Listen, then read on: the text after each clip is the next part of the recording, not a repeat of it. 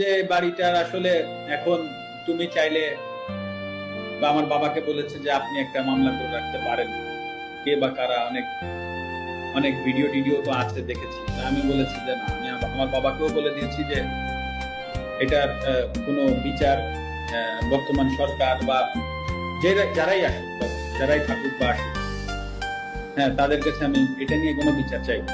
কারণ এটা আমার কাছে মনে হচ্ছে যে আসলে এই বাড়িটা তো আসলে যশোর থেকে এসে বা খুলনা থেকে এসে বা ঢাকা থেকে যে কেউ ভাঙে। হ্যাঁ, নড়াইলের মানুষ কোনো না কোনো জায়গা থেকে উঠে এসে ভাঙছে। তো আসলে আমি নড়াইলের মানুষের বিরুদ্ধে আর বিচার চাইবো না। তো যেটা হয়ে গেছে যেটা হয়ে গেছে, ওটা আমি একসেপ্ট করে নিচ্ছি। হয়তো বা আমার কাছে আমি এভাবে একসেপ্ট করে নিচ্ছি যে হয়তো বা আমার কোনো ভুল ছিল, আমি কোনো ভুল করেছি হয়তো বা, তার জন্য ওনারা হয়তো বা এসে ওটা করেছে। তো আমার মনে যদি বিন্দুমাত্র কষ্ট এখন আর নাই, আমি মানে কষ্ট নাই এই কথাটা ভুল, মানে কারো প্রতি রাগ ক্ষোভ এগুলো কিছুই নাই। তো আমিও আশা করব নড়াইলবাসীর প্রতি যে